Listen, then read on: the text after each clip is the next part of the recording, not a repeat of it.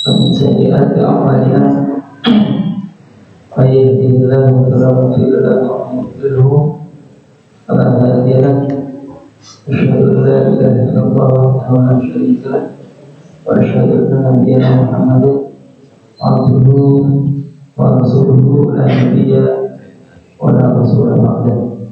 اللهم صل وسلم وبارك على نبينا محمد وعلى آله وأصحابه ومن والاه.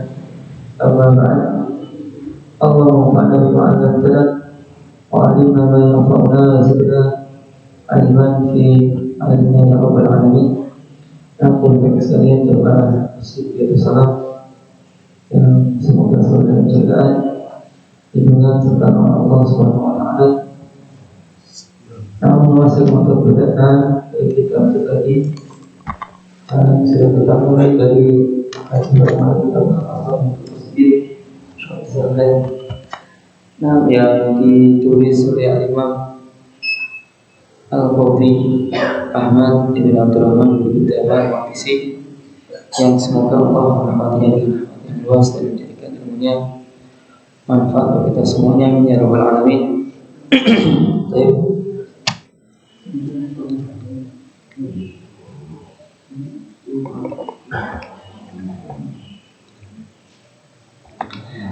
Nah,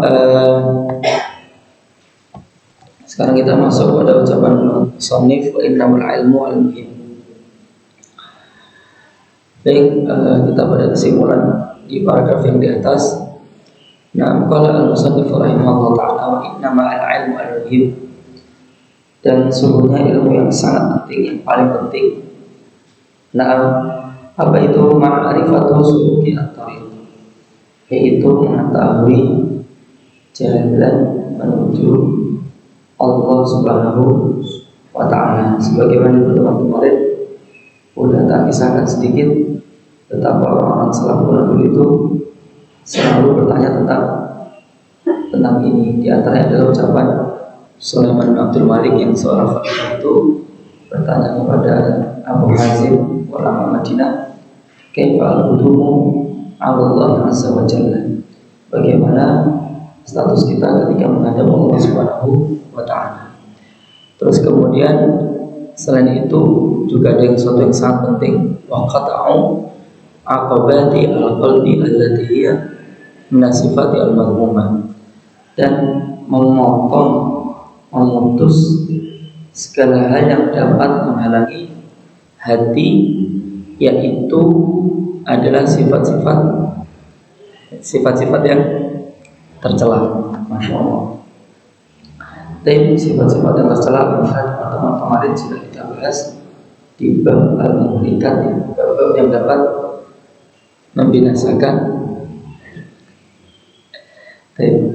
Masya Allah, yaitu di antara sifat sombong, sifat riya, sifat takabur dan lain sebagainya.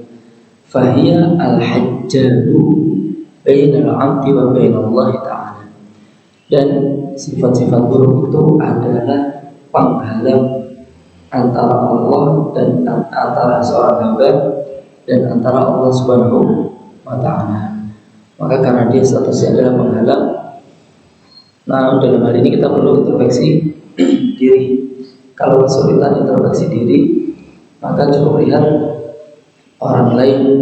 Nah, ketika mereka misalnya memiliki sifat yang kita nggak suka, maka langsung kita cerminkan untuk diri kita sendiri, apakah kita memiliki sifat itu atau tidak. Kalau kebetulan ternyata kita juga punya, maka kita harus berusaha untuk menghilangkannya. Nah, biar tidak ada penghalang antara kita dan Allah Subhanahu wa ta'ala. Dan contohnya adalah pemirsa manikta seorang dari, dan contoh bagi orang yang memang hanya fokus pada hal itu aja, maksudnya fokus pada ilmu-ilmu fikih yang secara zahir. Nah, ilmu-ilmu fikih yang secara zahir ini, misalnya tentang yang dilakukan oleh badan, tentang syarat sah sholat, nah tentang syarat wajib sholat, tentang rukun sholat, tentang masalah haji, tentang masalah misalnya zakat dan sebagainya. Nah, itu kama tali manik tasarruf fi sulukil haji ala ilmi kharazi ar-riwayati wal khuf ar-rawiyati wal khuf.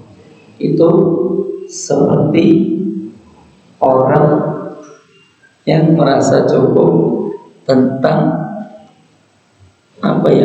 tentang masalah haji, yaitu tapi masalah ilmu tentang ar-rawiyah itu maknanya dua, bisa diartikan kontrak, bisa diartikan barang-barang yang sifatnya ngangkut air.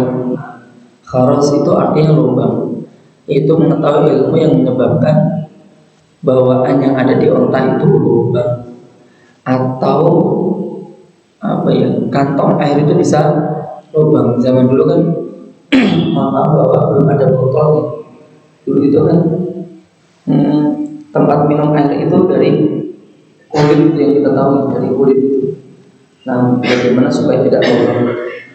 Tapi wal khufi dan sepatu, dan lubangnya sepatu maksudnya begini, yaitu orang seperti itu seperti orang yang mau pergi perjalanan haji, dia berangkat haji, tapi dia fokus terhadap ilmu tentang bawaan ini supaya aman, sepatu ini supaya tidak bolong. Nah, memang kalau sepatu bolong kenapa? Dulu kan berangkat haji itu jalan kaki atau naik kendaraan, terus kemudian pada pasir itu kan panas, makanya dulu itu orang pakai sepatu. Terus khuf itu adalah sepatu yang menutup mata kaki.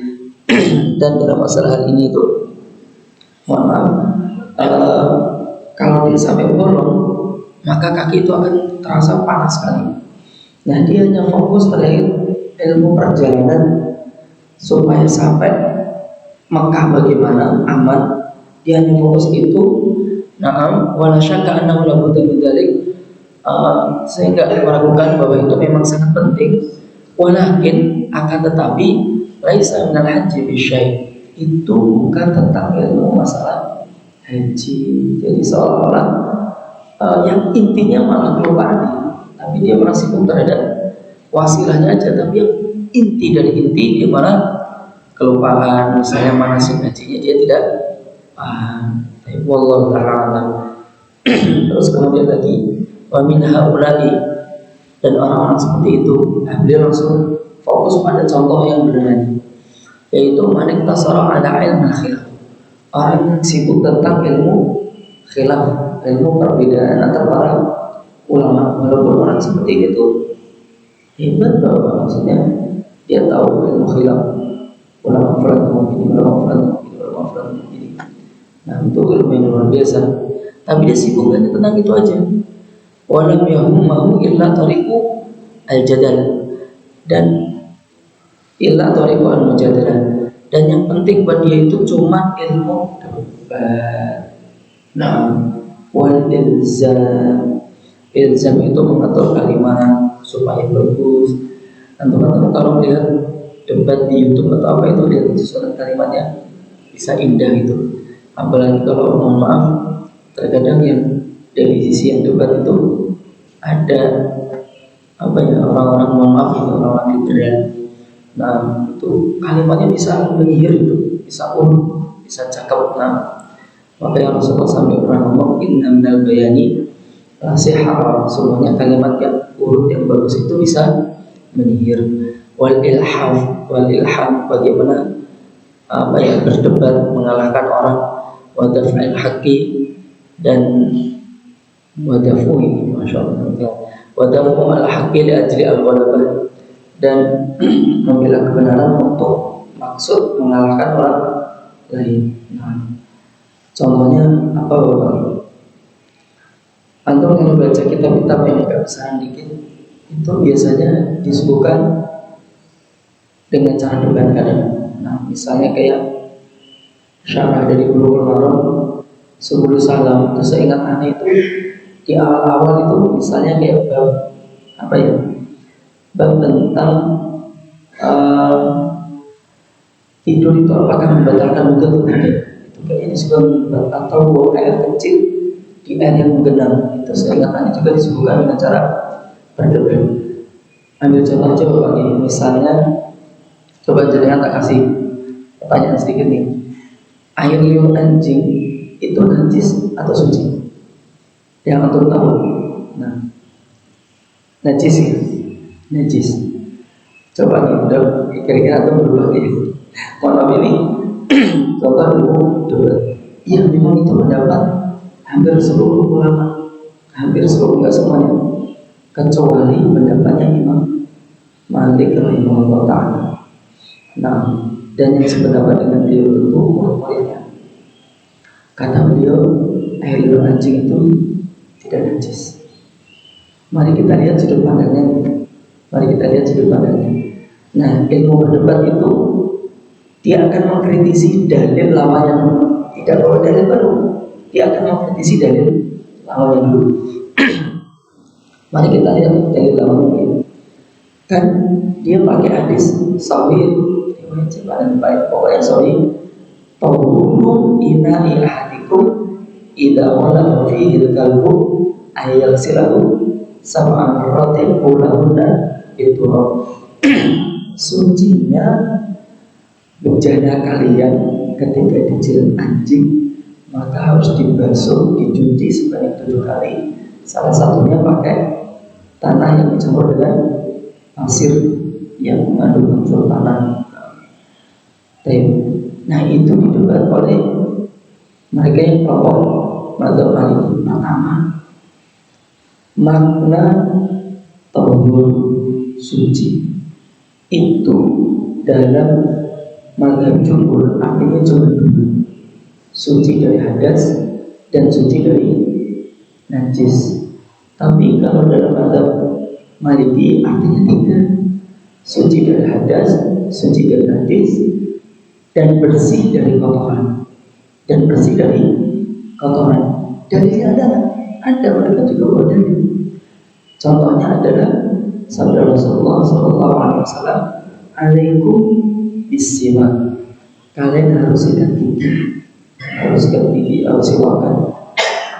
Fa'innahu mutahharatun lil fam, karena sikat gigi, karena siwakan itu bisa mantahharah dari kata taharah, bisa membersihkan, mensucikan mulut. Pertanyaannya, apakah di mulut itu ada najis? Enggak ada.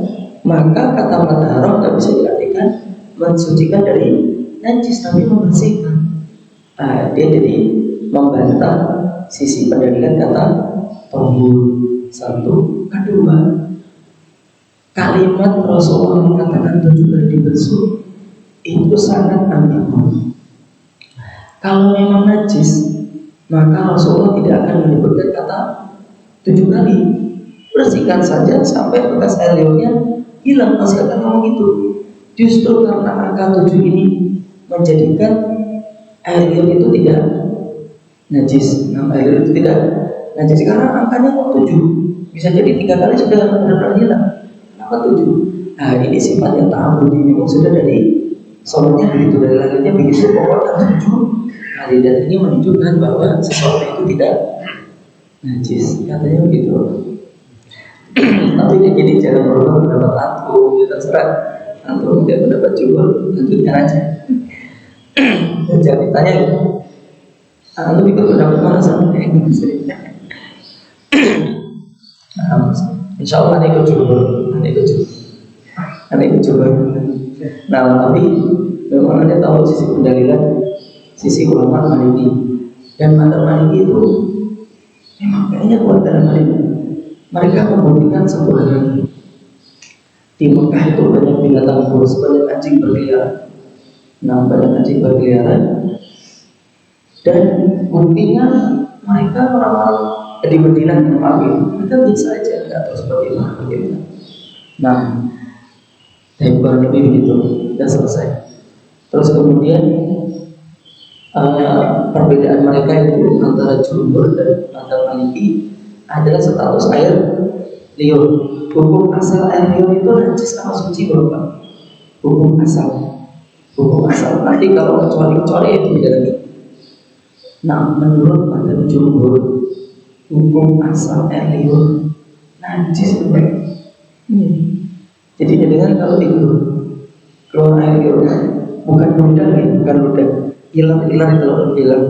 Nah, menjelang tidur keluar air liur berarti penuh dengan najis. Kalau sampai kena rambut berarti jadi kan harus mandi sebelum subuh. Nah, tapi kalau dalam mazhab ini hukum asal air liur itu suci. Sampai menjelaskan bahwa itu memang ada dalil yang menyatakan air liurnya najis. Allah Ta'ala intinya begitu loh. Misalnya antum kalau baca kitab apa ya, Rawdatul Nadir, kitab tentang usul fikih, memang disajikan oleh Ibnu Qudamah dalam tentang ada ulama Syafi'iyah mana lupa namanya, kitabnya juga lupa, itu menulis kitab membantah semua mazhab. Caranya itu keren. Saya mazhab Hanafi, dalilnya apa, sudut pandangnya apa, disebutkan semua, dibantah satu-satu, nanti mazhabnya terus gitu. Nah, atau memang dunia debat itu memang enak, apalagi kalau bisa ngalahin lawannya. Nah, tapi ini mari kita lihat komentar ulama yang Masya Allah dekat sama Allah. Fahuwa aswa'u halan, maka yang seperti ini itu adalah orang yang keadaannya paling buruk mimman dzukira qablahu, yaitu terkait keadaan yang disebutkan sebelum itu, yaitu level-level yang lain yang di atas dibahas itu. Orang keadaannya begini. Nah, yang sepadan adalah orang yang paling buruk wajahnya mutaqa'i ajadan, dan segala hal tentang apa ya, inti debat. Nah, dunia debat itu hati-hati bapaknya. Ada seorang imam meninggal gara-gara debat. Dengan pernah dengar belum? Imam Sibawi pernah tak ceritakan belum? Belum. Beliau meninggal gara-gara debat. Imam Sibawi itu jago debat. Beliau itu ulama di bidang nahwu, bahkan gurunya aja kalah. Namanya Imam Khalid. Dia usianya 24 tahun mati gara-gara kalah debat. Bukan kalah debat. Nah, kisahnya nyata. Jadi lawannya itu nantang dia, ayo kita debat. Dan mustahil secara logika Imam Sibawi itu kalah. Ternyata zaman dulu itu sudah ada dunia suap itu pada era-era di bawah tabi-tabi. Supaya adil, harus ada hakim, harus ada penonton. Woi, komisi gue malah semangat, ayo benar debat dua kubu nih. Ada hakim debat masalah kaidah. Singkat cerita, lawan si Imam Sibawi ahli dia, tapi mustahil Imam Sibawi kalah. Kemudian dibanting, lawannya sudah tersebut, sudah mau kalah, tinggal satu bandingan terakhir. Tiba-tiba si hakim itu ngomong, stop, udah kelihatan udah mau kalah. Stop. Kita lihat kalian ini dalam berdebat seimbang ya. Seimbang. Saya nggak mau memutuskan ini. Gimana kalau kita voting aja, kayak demokrasi gitu, voting aja, suara terbanyak. Kemudian dua orang itu yang melawannya Imam Sibawi, ya udah apa gitu. Imam Sibawi bingung. Udah jelas-jelas saya mau menang gitu loh, voting lah. Ya udah kata saya nggak apa-apa lah. Dalam hati dia, masa pendengar nggak tahu, jelas-jelas saya menang, tinggal bandingan terakhir. Ternyata penontonnya itu dibayar semua. Ya kayak pemilihan pemilihan kepala desa. Di sini kan nggak ada kepala desa, ada yang orang biasanya kan rajin ngasih gitu kan. Udah disuap dulu sama lawan itu. Dan ternyata setelah voting 75% mengatakan lawannya Sibawi menang. Sibawi stres, dia kalah karena voting lah, bukan karena ilmu.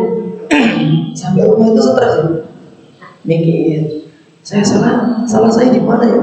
mikir terus mati. Astagfirullahaladzim. Nah, tapi Imam Syibawayh itu khurafatnya banyak.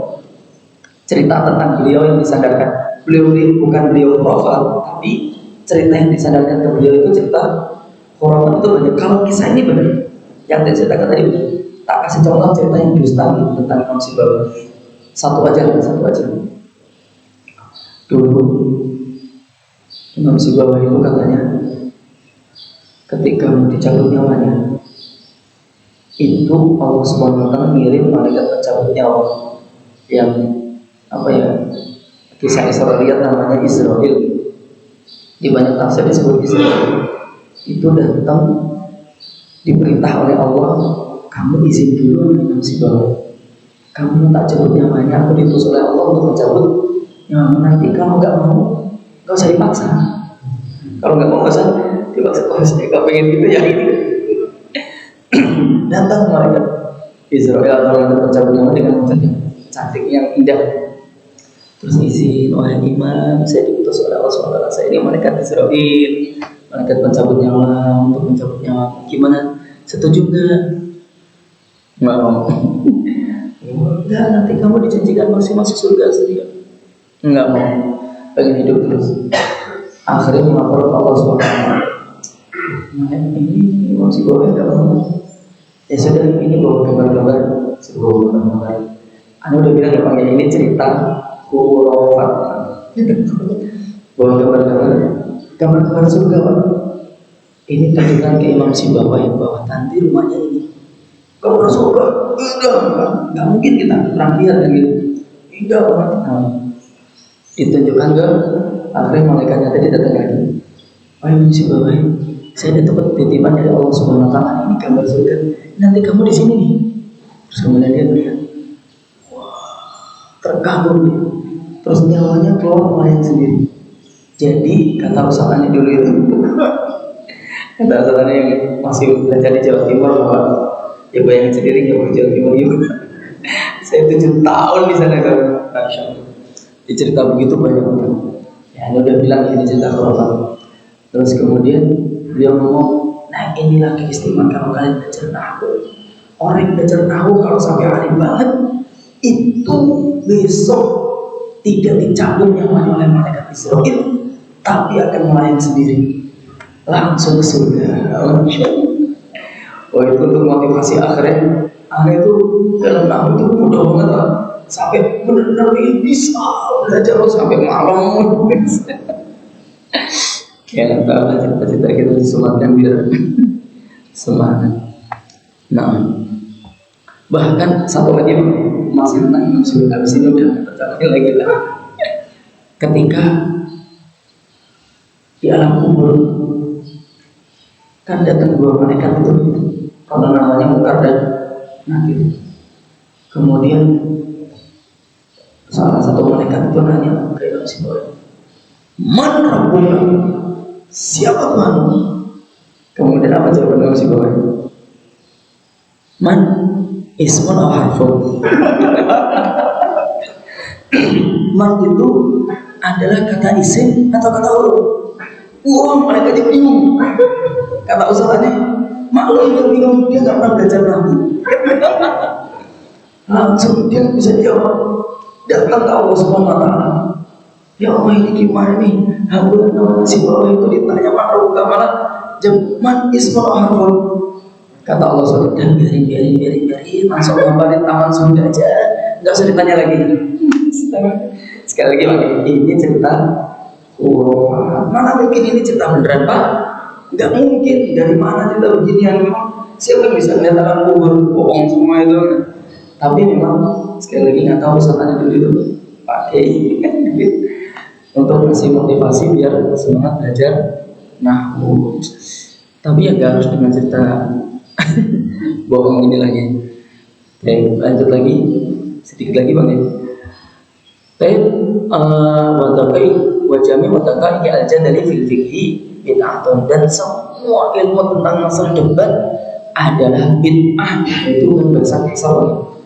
Bid'ah, masya Allah. Berarti kita nggak usah belajar ilmu debat lam ya'rifha as-salaf, yang tidak dikenal oleh para salaf. Memang faktanya begitu. Imam Malik itu ketika ditanya oleh orang, dijawab yang hak, di debat ditinggal, nggak ditambah lagi. Padahal kalau lanjut debat menang. Nah, kalau lanjut debat pasti Imam Malik menang di debat. Nah, orang salaf itu tidak suka debat. Nah, kecuali mohon maaf ya, memang sifatnya tabayun, mencari yang benar. Itu beda bentuknya diskusi, itu bukan debat.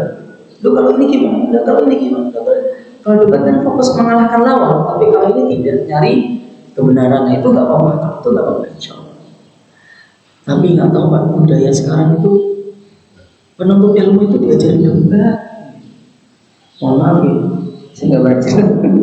Misal ada beberapa pesantren itu ada namanya Basul Masail. Basul Masail itu kalau para kiainya itu tidak debat. Tapi kalau ngirim santri, memang dilatih debat. Tapi debat dulu pesantren itu paling pokoknya kalah terus pokoknya. Sampai diam. Ada pesantren yang dibuat jumlahnya itu kalau debat juga kalah terus. Nah, jadi kita debat itu dia selalu ngomong, saya setuju dengan pendapatnya Mas yang ini, saya setuju dengan pendapatnya Mas yang ini. Sampai moderatornya ngomong gini, gimana dari pesantren ini setuju lagi atau tidak? Itu kan bahasa yang menjatuhkan orang. Nah, bahkan kayak saya nyebut salah satu ormas, saya kira Kansis itu persatuan Islam yang di Jawa Barat rame itu mulut kamu dilatih debat, nanti yang menang dikasih apresiasi. Nah, ini kan harusnya jangan bukan budaya salah. Wa amma adillatul ahkam, ada dalil hukum fa yastamilu 'alaiha ilmu madhab, maka dia itu tergandung di dalamnya ilmu madhab, wa hiya kitabullah wa sunnatu rasulih sallallahu alaihi wasallam, yaitu kitab Allah dan sunnah-sunnah rasulnya. Yang tak jelaskan sedikit, habis itu sudah. Nah, jadi tolong Bapak digaris bawahi ya. Adapun dalil hukum itu kandungannya adalah ilmu madhab. Adapun ilmu madhab ini coba perhatikan, adalah isinya kitab Allah dan sunnah-sunnah Nabi. Ilmu madhab isinya adalah kitab-kitab Allah dan sunnah Nabi. Ada seorang penanya, ini kisah beneran. Saya bukan bermaksud untuk mencela atau apa, bukan, ini biar kita tidak salah paham.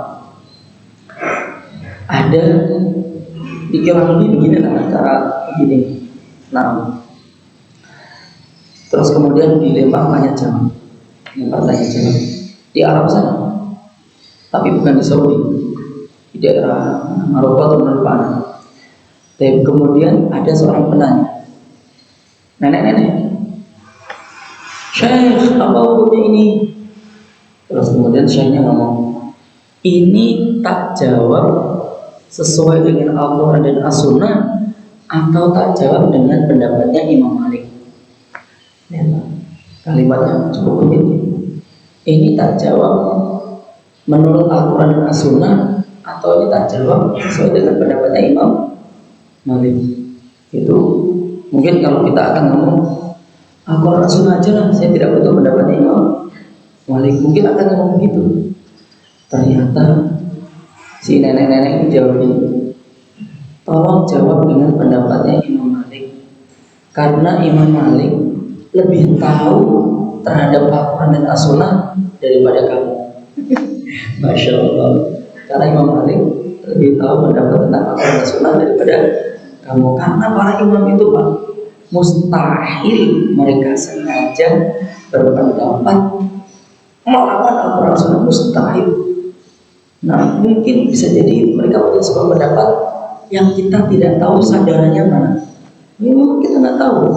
Terus kemudian tiba-tiba kita mengetahui ayat tuh, imam ini jelas-jelas bertabrakan dengan ayat, salah dan gitu. Mustahil seorang imam itu sengaja menabrak ayat, mustahil. Nggak masuk akal. Kalau memang itu terjadi, ilmu mereka nggak bakal sampai ke kita. Pasti sudah Allah berekis, nggak sampai ke kita. Nah, Allah Ta'ala, tapi kurang lebih itu Bapak yang bisa kita bacakan di pertemuan kali ini. Saja pertemuan berikutnya sedikit lebih detail tentang inti dari ilmu debat itu yang dia mau apa.